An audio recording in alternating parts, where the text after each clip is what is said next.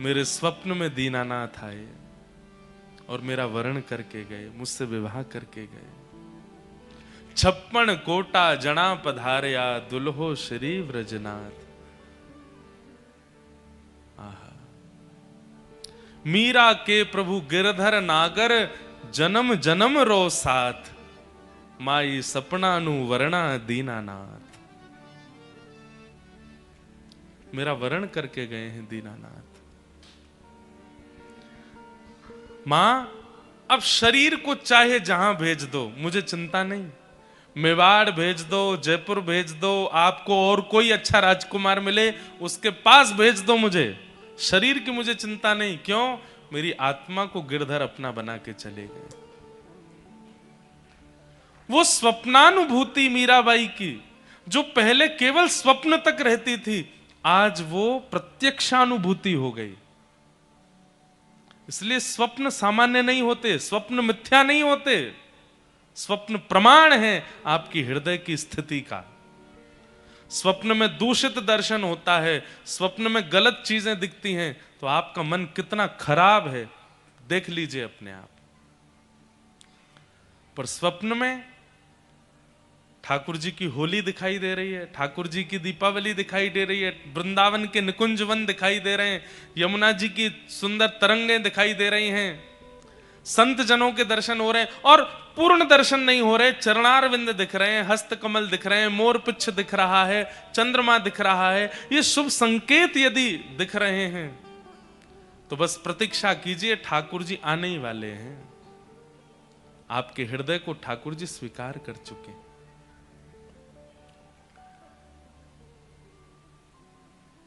मीराबाई कहते हैं,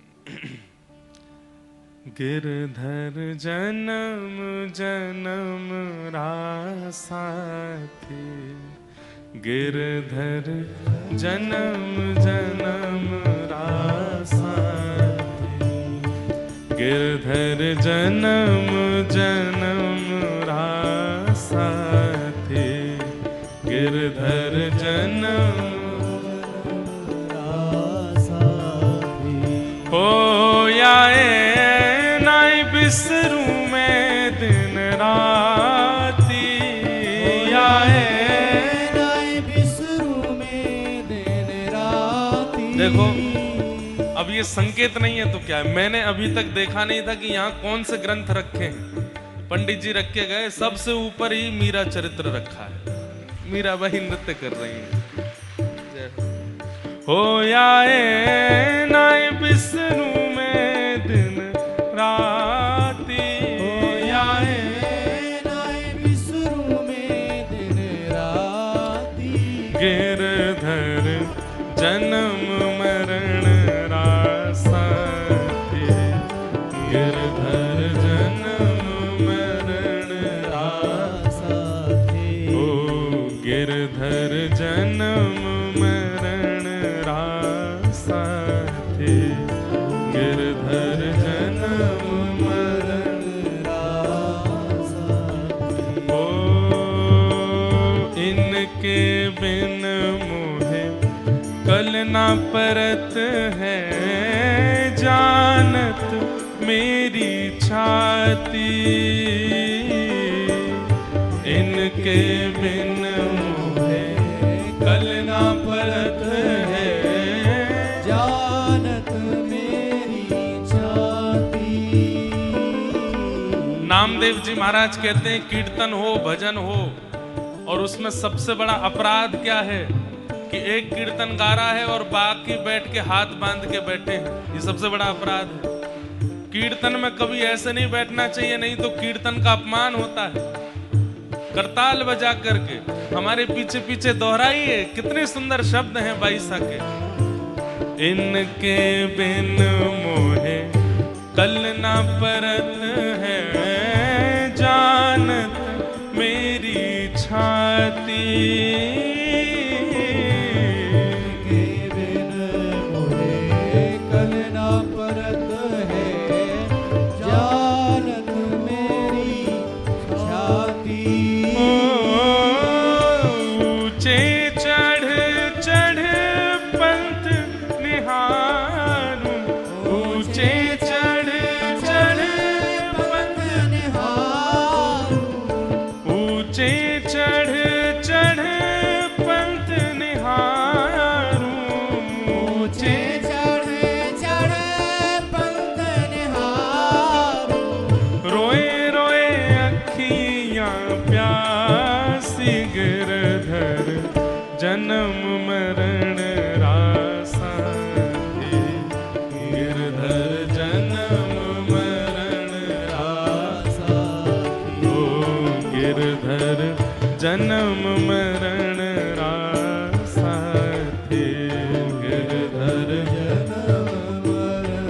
बोल गिरधर लाल प्यारे की।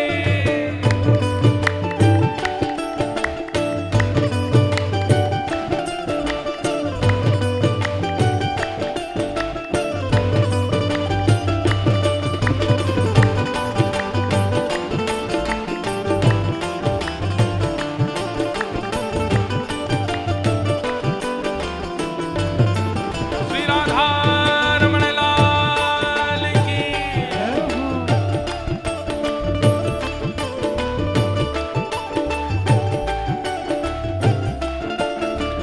और पल पल पिय को रूप निहारूं, निरख निरख सुख पाती।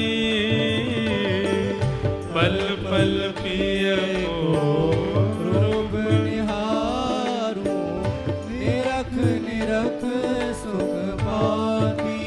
ओ पल पल पिय को रूप निहारूं, निरख निरख सुख पाती। पल पल पिय को रूप निहारूं, निरख निरख सुख पाती।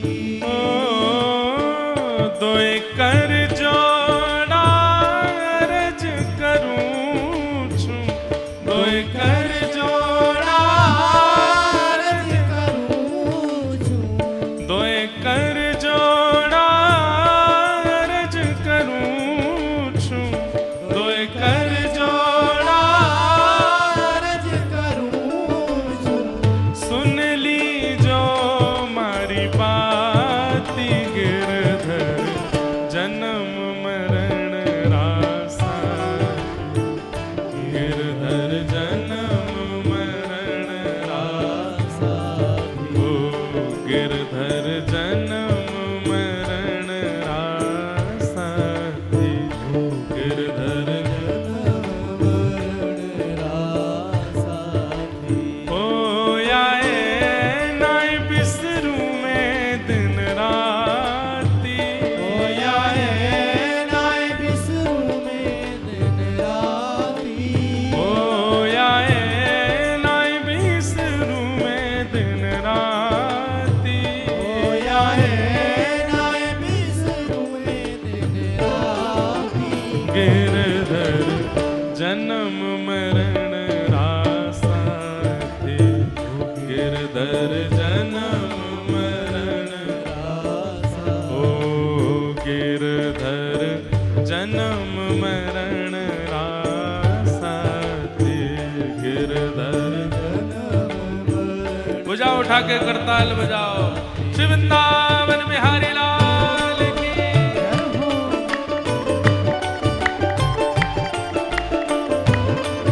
बोल सागर बिहारी लाल की।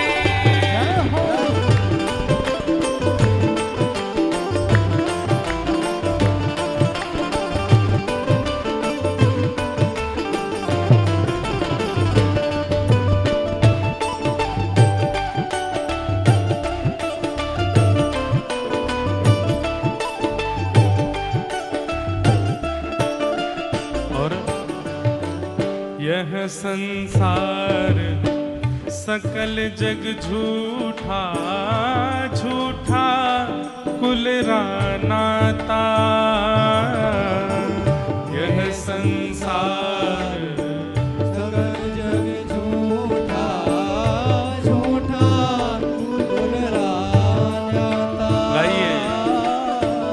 यह संसार सकल जग झूठा, झूठा कुल रानाता। ये संसार सकल जग झूठा, झूठा कुल रानाता। ओ मीरा के प्रभु गिरधर नागर। मीरा के प्रभु गिरधर नागर। मीरा के प्रभु नटवर नागर। मीरा के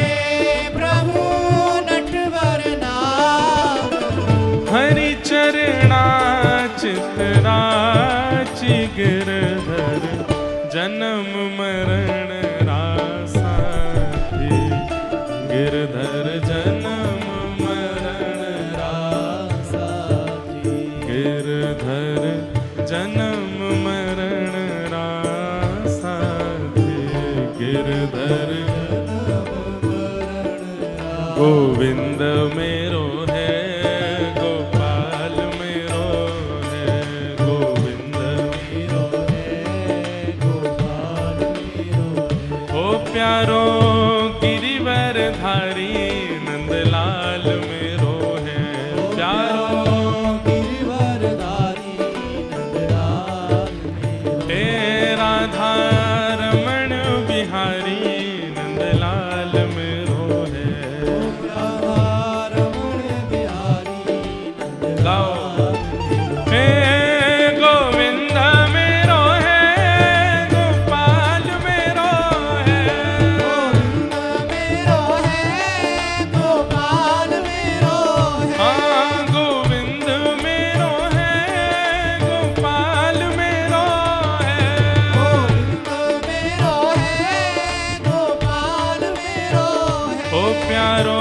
रसिक बिहारी नंदलाल मेरो है रस के बिहारी नंदलाल मेरो है ओ प्यारो गिरवर धारी गोपाल मेरो है गिरवरधारी गोपाल मेरो है हे राधा वल्लभ बिहारी नंदलाल मेरो है राधा वल्लभ बिहारी नंदलाल मेरो है राधा रमण बिहारी गोपाल मेरो है रमण बिहारी गोपाल मेरो ओ है सेवा कुंज बिहारी नंदलाल मेरो है कुंज बिहारी नंदलाल मेरो है ओ प्यारो कुंज बिहारी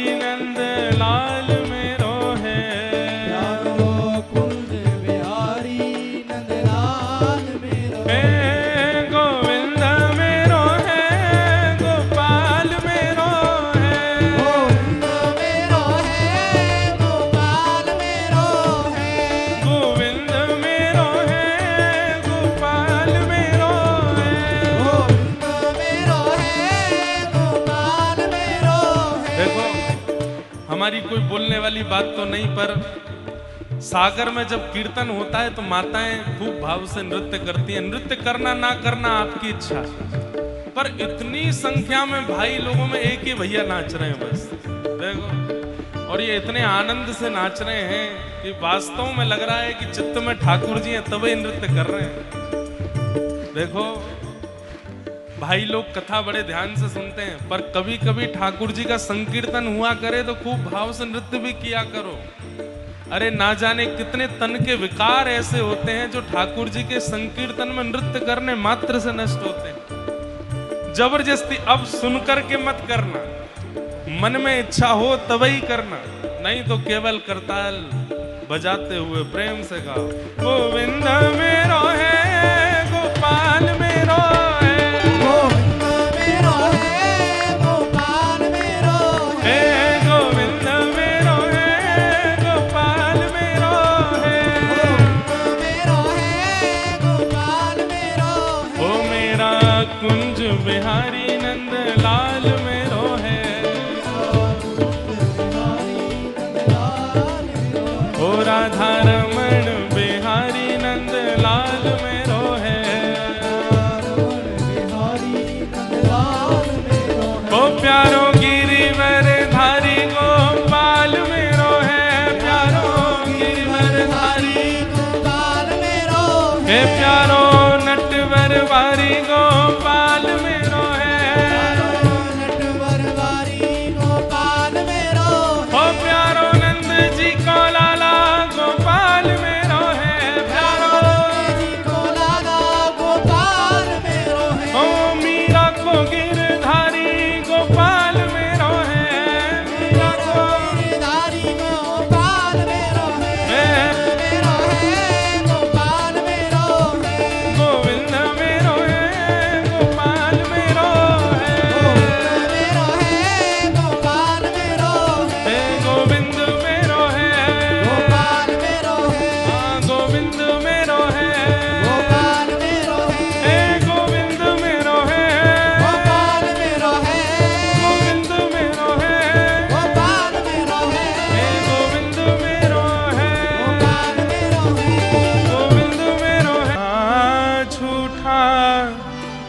डलरानाता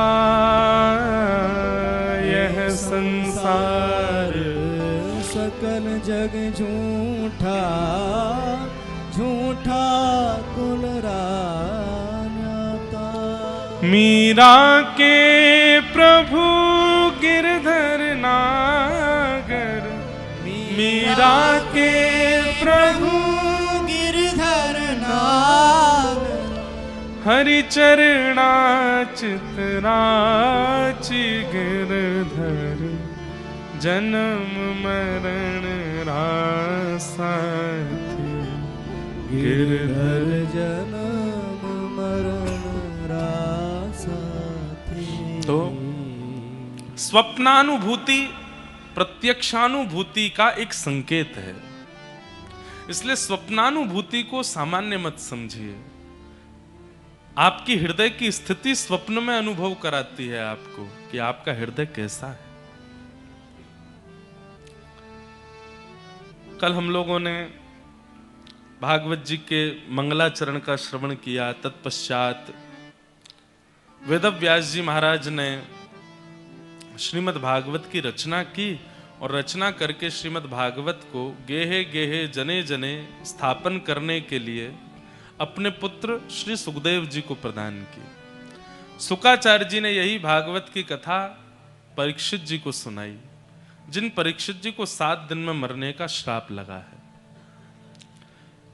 पूछा गया कि ऐसा क्या किया परीक्षित ने जिसके कारण उन्हें 7 दिन में मरने का श्राप लगा।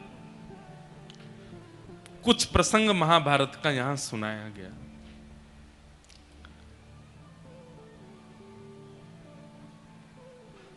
यदा मृधे कौरव संजयानां वीरेस्वथो वीरगतिं गतेषु ब्रकोदरा विग्धगदा विमर्श भ्रग्नोरुदण्डे धृतराष्ट्रपुत्रे।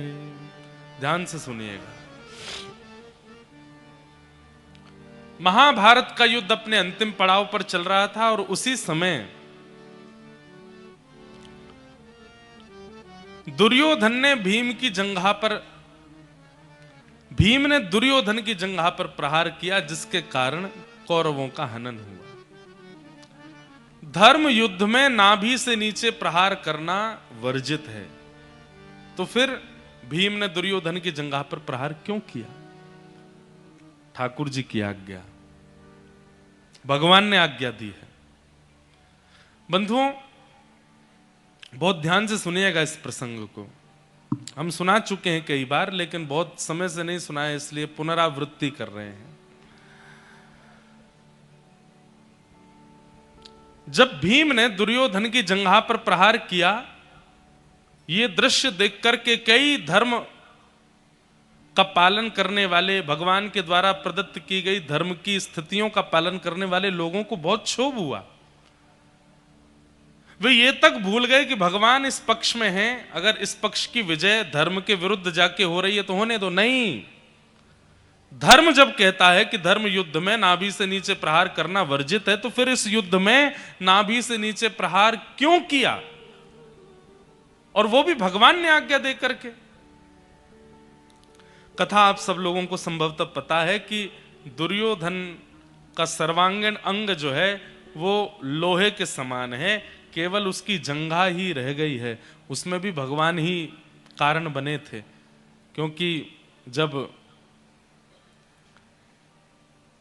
दुर्योधन को माताजी ने निर्वस्त्र रात्रि में आने के लिए कहा ताकि वो अपने नेत्रों से उसको देख करके अपनी संपूर्ण ऊर्जा से उसको लोहे का बना दें, गांधारी ने, तब भगवान ने ही बीच में आकर के एक केले का पत्ता दिया। बोले कि अरे माँ के सामने निर्वस्त्र नहीं जाना चाहिए, कम से कम कौपीन पहन के तो जाओ, कौपीन नहीं है तो एक केले के पत्ते से ढक के जाओ।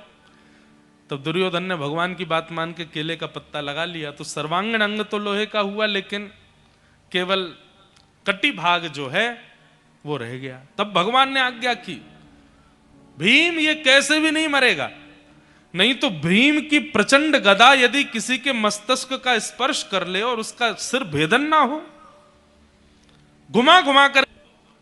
बोले दुर्योधन ने भीम ने दुर्योधन की जंघा पर प्रहार किया, और आप आश्चर्य करेंगे, आपके भैया कृष्ण की आज्ञा से किया।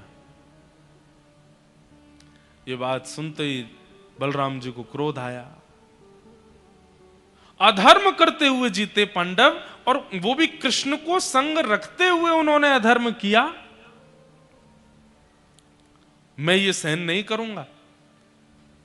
तुरंत बलराम जी ने अपने हल मूसल उठाए और सीधे दौड़े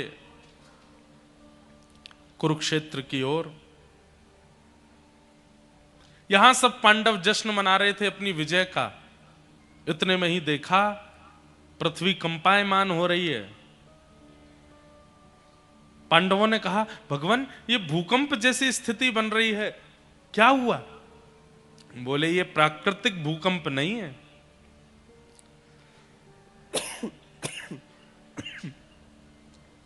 ऐसा भूकंप दो ही स्थिति में आता है, या तो मैं नाराज हो जाऊं या फिर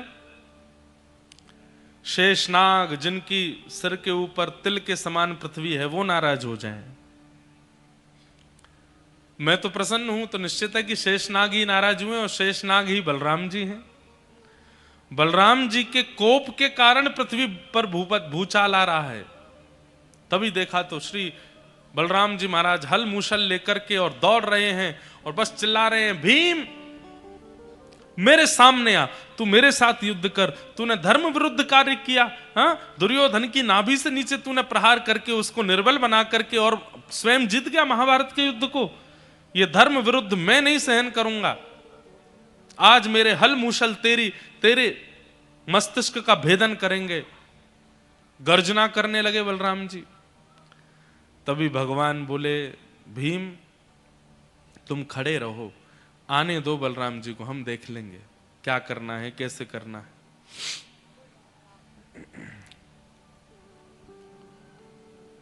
बलराम जी महाराज दौड़े।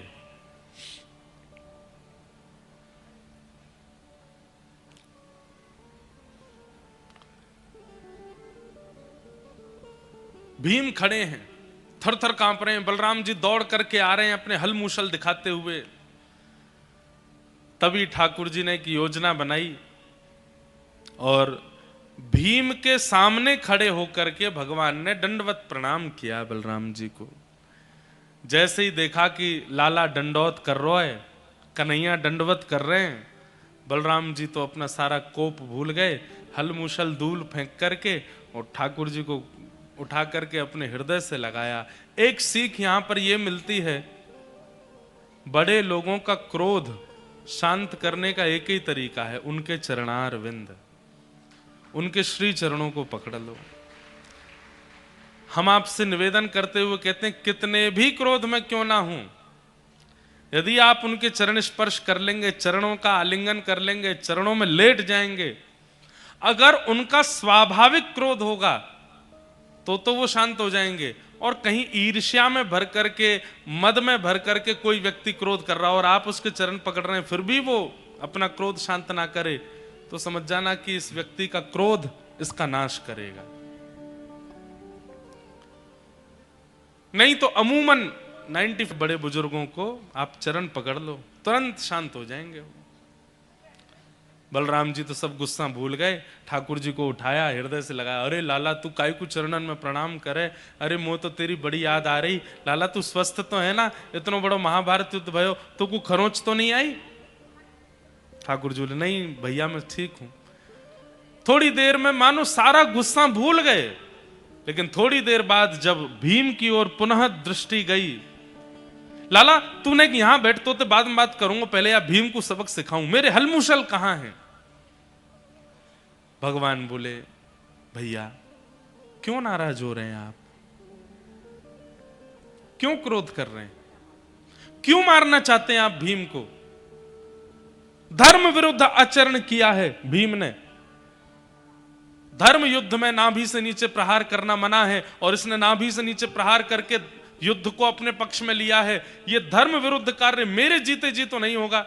लाला तू तो बड़ो दयालु है, तू तो बड़ो कृपालु है, सबन पर दया करे, तेरी बात अलग है, पर मैं ये सब सहन नहीं करूंगा, मैं याकू सबक सिखा के रहूंगा।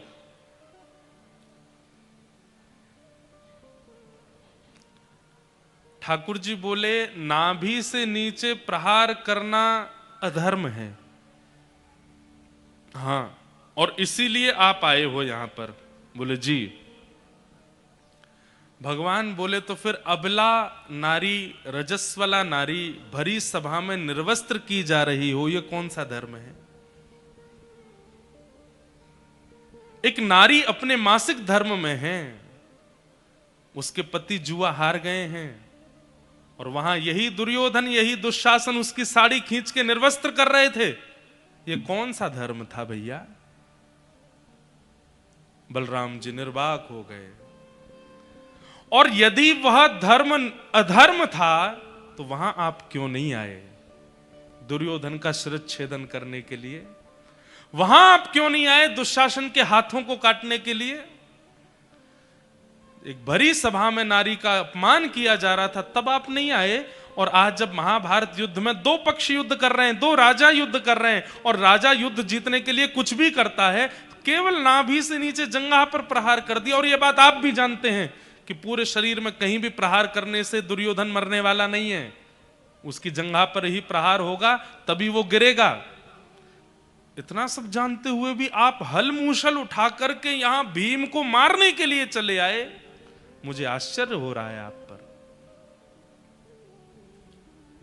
यदि उस समय आपका यह क्रोध उत्पन्न हुआ होता तो आज महाभारत युद्ध की नौबत नहीं आती भैया। ध्यान से सुनिए, अधर्म करने वालों को सबक सिखाने के लिए कई धर्मावलंबी उतर आते हैं और धर्म का नाम लेकर के उनको सिखाने का प्रयास करते हैं। ठाकुर जी कहते हैं अधर्म हो जाने के बाद फिर वहां धर्म का प्रचार करना, धर्म की बातें बताना, ये इतनी बड़ी बात नहीं है। जब अधर्म का बीज बोया जा रहा था उसी समय उस पौधे को निचोड़ देना, यह धर्म धार्मिक व्यक्ति का लक्षण होता है।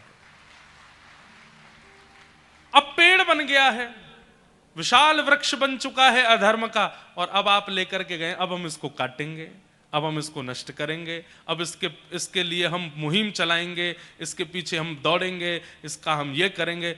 भगवान बोले कुछ नहीं होगा उससे। जब वो पौधा था तभी निकाल देना था, उसके बाद प्रयास करते रह जाओ, क्योंकि वृक्ष का नियम है काट दो वो फिर प्रकट हो जाता है। भैया आज महाभारत युद्ध की नौबत क्यों आई?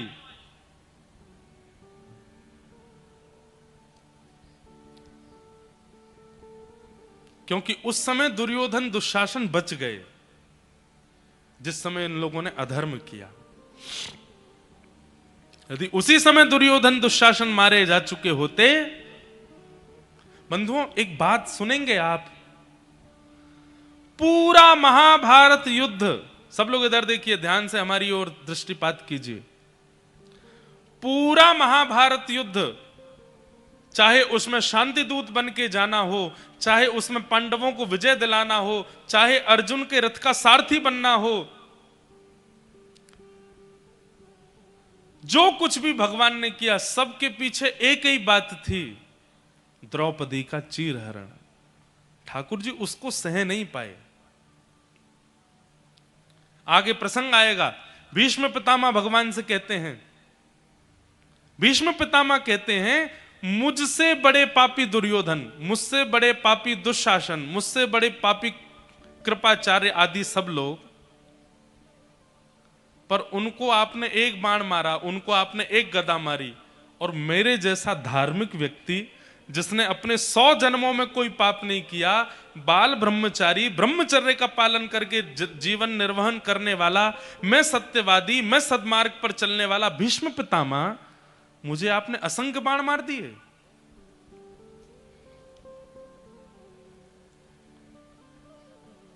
मैं इतना जानता हूं, मैंने विवाह नहीं किया, जब कभी भी स्त्रियों का दर्शन किया तो उनके प्रति मातृभाव या बहन भाव ही रखा। और स्त्रियों के प्रति दूरदृष्टि रखने वाला वो दुर्योधन, उसको आपने इतनी दर्द भरी मृत्यु नहीं दी जितनी भरी दर्द भरी मृत्यु मुझे दी है।